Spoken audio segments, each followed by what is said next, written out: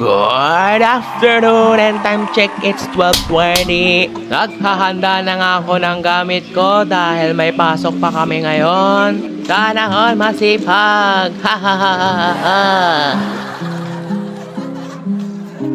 Nakakahanda na nga mga susutin ko for today's video. Nakapagpalit na rin ako ng aking damit at nagsintas ng aking sapatos. Siyempre nga bago pumasok, inayusan ko muna yung sarili ko. Nagpaporma nga ako sa sarili ko paraan para pumugi ako kahit mukha akong gonggong. Nagpabango na nga rin para kung sa ganon ay pumango-bango naman ang sarili ko bago pumasok. Walang kuya nyo. On the way na sa school, I hope all kaya pa. Naglalakad nga lang ako dahil malapit lang ang school namin sa bahay namin. Sayang lang kasi ang pamasahe na dapat ipanggastos ko sa mga pagkain na gusto kong kainin at sa mga bagay na gusto kong bilhin. Kaya mas nararapat na maglakad ako kaysa magutom. Nandito na nga ako sa school and take note, medyo napagod ako sa kakalakad dahil sa sobrang init. O diba, fresh pa rin kahit haggard. Nandito nga mga classmates ko sa labas dahil hinihintay nga namin yung susunod na klase namin.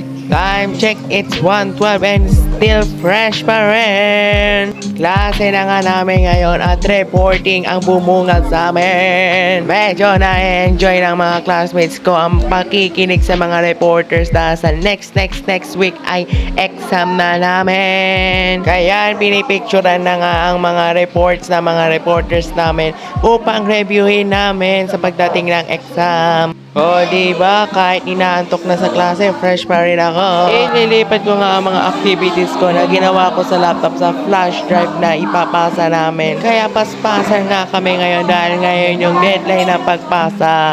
Tapos na nga ang klase namin at uwian na, pero hindi muna ako uuwi sa bahay. Gusto ko munang ipasyal ang aking sarili. Buti na lang hindi pa umuulan sa oras na yon dahil gusto ko munang kumain. Pagdating ko nga sa food plaza, maraming mga kumakain. Dito nga muna pala ako bumili ng pagkain sa tagpuan. Nung makita kita sa tagpuan, ibatala.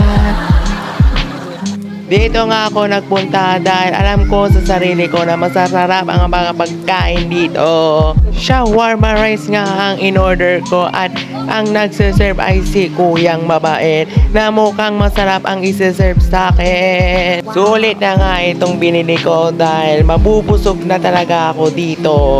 I got my order now. Next up, dun ko nga kakainin ang in-order ko dun sa Baywalk kung saan dun ko mag-unwind ang sarili ko. Saktong kunti pa lang ang mga tao ang nadanatan kong pumapasyal dito. At sakto rin na malamig at masarap ang simoy ng hangin nang pumunta ako dito. Time check, it's 5 PM at hindi pa masyadong bumibigay.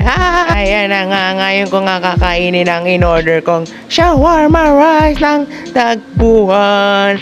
At titikman ko kung gaano ito kasarap. Sa unang tingin pa lang kamo ay matatakam ka na. Nang tinikman ko nga ito, medyo napawo ako sa sarap dahil magkalasa nga lang ito sa ordinary shawarma na na-order ko noon. Bukod nga sa kinakain ko, pumunta ako dito upang mag-relax at magtanggal ng mga problema sa aking isipan. Lalo na sa mga projects at assignments na ginawa ko noon. Pero hindi pwedeng kalimutan yon dahil grades ang nakasalalay doon. Shawarma rice nga na in-order ko at kinain ko dahil napabilib mo ko. 10 out of 10 ang rate ko sa'yo, tagpuan. Nung natapos na nga akong kumain, pauwi na ako galing Baywalk dahil baka bumuhos ang malakas na ulan. Dahil wala nga akong panulak kanina, napadaan nga ako dito sa isang stall dito sa food plaza na Happy Banana! Happy na, banana pa, san ka pa? I got my drinks now!